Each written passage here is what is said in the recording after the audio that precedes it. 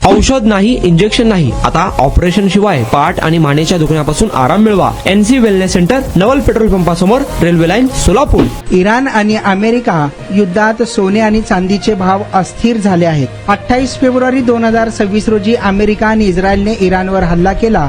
त्यानंतर सोन्याचे भाव कमी झाले.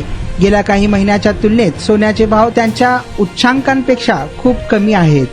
22 कॅरेट सोने 2 लाखाच्या आसपास पोहोचले होते.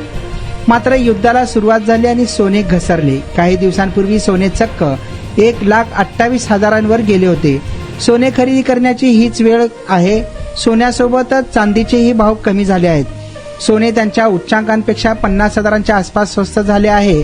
2 आठवड्यांकरिता इराण आणि अमेरिकेकडून युद्धबंदीची घोषणा करण्यात आली. जर युद्ध या दरम्यान थांबले नाही तर सोन्याचे भाव अजून घसरण्याचा अंदाज आहे. सोने आणि चांदीवर युद्धाचा थेट परिणाम झाला असून आज 14 एप्रिल 2026 रोजीही सोने आणि चांदीच्या भावात मोठा बदल झाला. सलग दुसऱ्या दिवशी सोन्याची चमक फिकी पडली असून चांदीही स्वस्त झाली आहे. 2 दिवसात 24 कॅरेट सोन्याचा भाव प्रति 10 ग्रॅम 390 रुपयांनी आणि 22 कॅरेट सोन्याचा भाव 360 रुपयांनी स्वस्त झाला. चांदीच्या दरात सलग 2 दिवसात प्रति किलोग्रॅम 5,100 ची घसरण झाली आहे.